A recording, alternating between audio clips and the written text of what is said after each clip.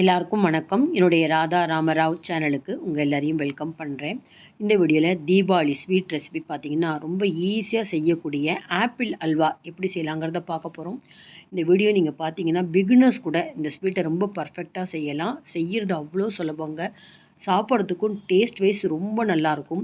இந்த ஆப்பிள் அல்வா எப்படி செய்யலாங்கிறத பார்க்குறதுக்கு முன்னாடி இது வரைக்கும் என்னோடய சேனலுக்கு சப்ஸ்கிரைப் பண்ணாத வீவர்ஸ் உடனே சப்ஸ்கிரைப் பண்ணி பக்கத்தில் இருக்க பெல் பட்டனும் ப்ரெஸ் பண்ணிங்கன்னா நான் போடுற புது புது வீடியோ உங்களுக்கு நோட்டிஃபிகேஷனாக கிடைக்கும். நீங்களும் தொடர்ந்து என்னோடய வீடியோவை பார்த்துட்டு எனக்கு எப்போதுமே சப்போர்ட் பண்ணிகிட்டே இருங்க. ஆப்பிள் அல்வா செய்கிறதுக்கு நல்ல மீடியம் சைஸாக இருக்கிற ஆப்பிள் 2 எடுத்துன்னு இருக்கேங்க. ஆப்பிள் நறுக்கி வச்சப்புறம் கருத்து போகாமல் இருக்கிறதுக்கு நல்லா பேசன் நிறைய ஐஸ் க்யூப்பும் அதை உருகிறதுக்காக கொஞ்சம் நார்மல் வாட்டரும் சேர்த்து முதல்ல வச்சாச்சு. ஆப்பிளில் தோல் எடுத்துடலாம். நீல வாக்கில் தான் நறுக்கணும், பொடி பொடியாக நறுக்கணுன்ற அவசியம் இல்லை. மிக்சிலையும் நம்ம அரைக்க வேண்டாம். உள்ளே இருக்கிற விதைகள் வராமல் இந்த மாதிரி நறுக்கிட்டு உடனே நம்ம அந்த ஐஸ் வாட்டர்லையோ இல்லை அந்த ஐஸ் க்யூப்லேயோ போட்டுட்டோம்னா நம்ம 2 ஆப்பிள் நறுக்கிற வரைக்கும் இந்த ஆப்பிளுடைய நிறம் மாறாமல் இருக்குங்க. இப்போ முதல்ல பார்த்தீங்கன்னா 1 டேபிள் ஸ்பூன் நெய் சேர்த்துக்கிறேன். இதில் இந்த மாதிரி நீளமாக கட் பண்ணி வச்சுருக்கிற ஆப்பிளை சேர்த்துக்கிறேன். ஜஸ்ட்டு நம்ம கரண்டியால் அப்படியே மசிச்சு விட்டாலே போருங்க. கூழ் மாதிரி அரைக்க வேண்டாம். இந்த மாதிரி நம்ம வதக்கின்னு இருக்கப்பயே கொஞ்சம் கொஞ்சமாக இந்த மாதிரி கரண்டியால் மசிச்சு விட்டுக்கலாம். நல்லாவே இது வதங்க ரொம்ப சாஃப்டாகிடுங்க ஆப்பிள். அதனால் ஈஸியாக மசிக்கலாம். அங்கங்கே 1, 2 இருந்தாலும் ரொம்பவே நல்லாயிருக்கும். இப்போ கார்ன்ஃப்ளவர் மாவு எடுத்திருக்கேன். 1 ஆப்பிளுக்கு 1 டேபிள் ஸ்பூன், 2 ஆப்பிளுக்கு 2 டேபிள் ஸ்பூன் அளவு எடுத்திருக்கேங்க. ஆனால் நீங்கள் 3 டேபிள் ஸ்பூன் எடுத்திங்கன்னா 10 நிமிஷத்தில் இந்த அல்வா பண்ணிடலாங்க. அது ஒன்று தான் நான் மிஸ்டேக் பண்ணேன். அதனால் 1 ஆப்பிள் அப்படின்னா 1.5 டேபிள் ஸ்பூன் நீங்கள் கார்ன்ஃப்ளவர் எடுத்துக்கோங்க. அதுக்கு டபுள் மடங்காக தண்ணி எடுத்துக்கோங்க. இப்போ 1/2 கப்பு நீங்கள் கார்ன்ஃப்ளவர் எடுத்திங்கன்னா 1 கப்பு அளவுக்கு தண்ணி அப்படிங்கிற கணக்கில் கரைச்சி முதல்ல ரெடி பண்ணி வச்சுக்கலாம். இப்போ பாருங்க நல்லாவே வெந்ததுக்கப்புறம் ஈஸியாக நமக்கு கரண்டியாலேயே மசிக்க வந்துடுது பார்த்தீங்களா. ஆப்பிள் வதங்கி ஒரு 5 நிமிஷம் கழித்து சர்க்கரை சேர்க்கணுங்க. சர்க்கரை பார்த்திங்கன்னா நான் ஒரு 3/4 கப்பு எடுத்திருக்கேன். கிராம் கணக்கில் பார்த்தீங்கன்னா ஒரு 1/4 கிலோ அளவுக்கு சர்க்கரை. 2 ஆப்பிள் எடுத்திங்கன்னா அவசியம் நீங்கள் 1/4 கிலோ சேர்க்கணுங்க. இதையும் சேர்த்தா நல்லா இலகி கொடுத்துடும். இலகி கொடுத்ததுக்கப்புறம் பார்த்திங்கன்னா அங்கங்கே சின்ன சின்ன பீஸாக உங்களுக்கு அந்த ஆப்பிள் தெரியும். கொஞ்சம் தண்ணி ஒரு 1/4 கப்பு அளவுக்கு தண்ணி சேர்த்துக்கலாம். சீக்கிரம் உங்களுக்கு அந்த சர்க்கரை கரையும். கேரமலைஸ்ட் ஆகக்கூடாது, சர்க்கரை கரையணுங்கிறதுக்காக ஒரு 1/4 கப்பு அளவுக்கு தண்ணி சேர்த்துக்கலாம். திரும்பவும் இந்த மாதிரி கரண்டியால் ரொம்ப பெரிய பெரிய துண்டமாக ஆப்பிள் இருந்தால் மசிச்சுக்கலாம். எந்த பிளேட்டில் நம்ம ஸ்வீட் எடுத்து போட போகிறோமோ அதுக்கு கொஞ்சம் நெய் தடவி வச்சுக்கலாம். பாருங்கள் ஓரளவுக்கு சர்க்கரையெல்லாம் கரைஞ்சி ஒரு பிசுக்கு பதம். இப்படி நீங்கள் தொட்டு பார்த்தீங்கன்னா கொஞ்சம் பிசு பிசுன்னு இருக்கணும். அந்த பதத்தில் நம்ம கார்ன்ஃப்ளவர் கரைச்சி வச்சுருக்கோம் பார்த்தீங்களா, அதை எடுத்து சேர்த்து விடணுங்க. நான் கொஞ்சம் கம்மியாக கார்ன்ஃப்ளவர் சேர்த்ததுனால ஒரு 15 நிமிஷத்துக்கும் அதிகமாகவே எனக்கு கிளறி எடுக்க டைம் ஆச்சுங்க. ஏன்னா அந்த திக்னஸ் வர்றதுக்கு. அதனால் இப்போ நான் காமிச்ச அளவு நீங்கள் ஆப்பிள் எடுத்தீங்க அப்படின்னா 1 ஆப்பிளுக்கு 1.5 டேபிள் ஸ்பூன் கார்ன்ஃப்ளவர் அவ்வளோதாங்க. அது கரையிற அளவுக்கு தண்ணி விட்டால் கூட போகும். பாருங்கள் ஒரு 3-4 நிமிஷத்துக்குள்ளே நல்லா அந்த கார்ன்ஃப்ளவர் மாவெல்லாம் வெந்து கொடுத்துருக்கு. இப்போ அடுத்தது நம்ம கொஞ்சம் கொஞ்சமாக நெய்யும் சேர்க்கணும். கலருக்கு ஃபுட் கலர் ரெட் கலர் சேர்க்குறேங்க. இது வேண்டாம் அப்படின்னா தாராளமாக நீங்கள் குங்குமப்பூ இருந்தால் அதை கொஞ்சம் பாலில் கலந்து கூட சேர்த்துக்கலாம்.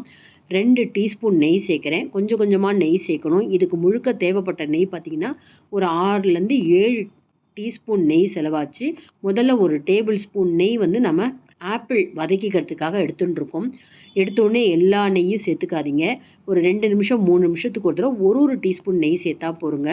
இப்போ ஒரு 10 நிமிஷம் கழித்து பார்த்திங்கன்னா ஓரளவுக்கு வெந்து கொடுத்ததுக்கப்புறம் வெள்ளரி விதை நல்லா 2 டீஸ்பூன், கசகசா 2 டீஸ்பூன் சேர்த்துக்கிறேன். பார்க்குறதுக்கே ரொம்ப நல்லாயிருக்கும். கசகசா இல்லாதவங்க ஸ்கிப் பண்ணிவிடுங்க. வெள்ளரி விதை இல்லைன்னா கூட முந்திரி பருப்பை நல்லா பொடியாக நறுக்கி இது கூட சேர்த்துக்கோங்க. இப்போ பாருங்கள் திரும்பவும் நான் 1 டீஸ்பூன் நெய் சேர்க்குறேன். டைம் கணக்கு பார்த்திங்கன்னா கார்ன்ஃப்ளவர் மாவு சேர்த்ததுக்கப்புறம் கரெக்டாக உங்களுக்கு 15 நிமிஷம் ஆகும். நல்லா வானிலையில் ஒட்டாமல் நல்லா திரண்டு வரணுங்க. அதுதான் உங்களுக்கு பதம். இருந்தாலும் இந்த பதம் எப்படி பார்க்கணும் அப்படிங்கிறத காமிக்கிறேன் நான். இப்போ ஓரளவுக்கு கெட்டிப்பட்டப்புறம் அந்த பிளேட்டில் கொஞ்சம் நெய் தடவிட்டு அதில் கொஞ்சமாக எடுத்து போட்டு பார்க்கணுங்க. ஒரு நிமிஷம் நம்ம சூடு ஆற விட்டுட்டு கையில் எடுத்து நீங்கள் தொட்டு பார்த்தீங்கன்னா நல்லா ஒரு தக்காளி பதம்னு சொல்லுவாங்க. கையில் ஒட்டாத அளவுக்கு அந்த அல்வா கிடைக்கணுங்க. அந்த பதம் இப்போ எனக்கு வரல. இப்போ எடுத்து காமிக்கிறேன் பாருங்களேன். கையில் அப்படி ஒட்டுறது பார்த்தீங்களா, இந்த பதம் இருந்தால் உங்களுக்கு அல்வா வராது. திரும்பவும் ஒரு 3லேருந்து 4 நிமிஷம் சிம் ஃப்ளேமில் வச்சு கிளறேன். இன்னும் கொஞ்சம் திக்காகும். ஏன்னா இந்த கார்ன்ஃப்ளவரை பொறுத்த வரைக்கும் ஓரளவுக்கு நல்லா கிளறினா தான் பீஸ் போட வரும். இதே நீங்கள் கோதுமை அல்வா அப்படின்னா லிக்விடாக இருந்தாலும் பரவாயில்ல, ஸ்பூனில் எடுத்து சாப்பிட்லாம். கார்ன்ஃப்ளவர் சேர்த்து இந்த மாதிரி அல்வா பண்ணுறப்ப பீஸ் போட்டு சாப்பிட்டா தாங்க நல்லாயிருக்கும். அதுக்காக தான் நம்ம இவ்வளோ எஃபர்ட் எடுக்கிறோம். இப்போ திரும்பவும் ஒரு 3 நிமிஷம் கழிச்சு பாருங்கள். இந்த கையில் எடுத்து நான் பார்க்குறேன். தட்டில் போட்டு கொஞ்சம் சூடு ஆற விட்டுட்டு எடுத்து பார்த்தோம்னா அந்த தக்காளி பதம்னு சொல்லுவாங்க. கையில் ஒட்டாமல் அப்படி பந்து மாதிரி உருட்ட வருது. இப்போ நம்ம ஸ்வீட் ட்ரேயில் மாற்றுறதுக்கு முன்னாடி திரும்பவும் 1 டீஸ்பூன் நெய் சேர்த்துட்டு அந்த மாதிரி கிளறப்போ ஒன்றுமே வானலியில் ஒட்டாமல் வருங்க. இந்த பதம் வந்ததுக்கப்புறம் நம்ம அடுத்தது ட்ரேயில் மாற்ற வேண்டியதுதான். ஆனால் அவசியம் நீங்கள் ஒவ்வொரு முறையும் செக் பண்ணுங்கள். இந்த பதம் வந்ததா, எடுத்து பிளேட்டில் போட்டப்புறம் நமக்கு கையில் ஒட்டாமல் வருதான்னு பார்த்துக்கோங்க. அப்போ தாங்க பீஸ் போட வரும். இப்போ எடுத்து நான் மாற்றிட்டேன். போடுறப்ப நம்ம பிளேட்டில் போடுறப்ப இலகலாக இருக்கிற மாதிரி இருக்குது. சூடாறினப்புறம் நல்லா திக்காயிடும். ஃப்ரிட்ஜில் வைக்கணும்னு அவசியம் இல்லை. திரும்பவும் கொஞ்சம் கசகசா, வெள்ளரி விதை, கொஞ்சம் பிஸ்தா பருப்பு, அதாவது இந்த ஆப்பிள் அல்வா ஆரஞ்சு கலரில் இருக்கிறதுனால இந்த பிஸ்தா பருப்பு அங்கங்கே ஒரு க்ரீன் கலரில் இருக்கிறப்ப பார்க்குறதுக்கு ரொம்ப அப்பியரன்ஸ் நல்லாயிருக்கும். நல்லா ஒரு சூடு ஆறுறதுக்கு ஒரு 2 மணி நேரம் நம்ம டைம் கொடுக்கணுங்க. அதுக்கப்புறம் தான் ரொம்பவே நல்லா சாஃப்டாக இருக்கும். நல்லா ப்ரெஸ் பண்ணி விடுங்க. இந்த நட்ஸ் எல்லாம் போட்டதுக்கப்புறம் நல்லா ப்ரெஸ் பண்ணி விடணும். ஒரு 2 மணி நேரம் கழிச்சு நான் பீஸ் போடுறத காமிக்கிறேன்.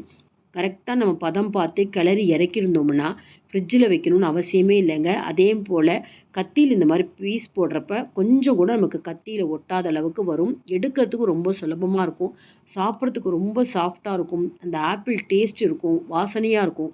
வெறுமனே நம்ம கார்ன்ஃப்ளவர் வச்சு பாம்பே அல்வா, கராச்சி அல்வா பண்ணுறத விட இந்த மாதிரி ஆப்பிள் சேர்த்து பண்ணுங்கள். ரொம்பவே நல்லாயிருக்கும். நான் இப்போ ஒரு பீஸ் எடுத்தும் காமிக்கிறேன் உங்களுக்கு. இந்த அல்வாவோட லைஃப் டைம் பார்த்திங்கன்னா ஒரு 3 நாள் வரைக்கும் தாராளமாக நம்ம வச்சுருந்து சாப்பிட்லாம். ஃப்ரிட்ஜில் வச்சுருந்தா ஒரு 5 நாள் வரைக்கும் வச்சுக்கலாம்.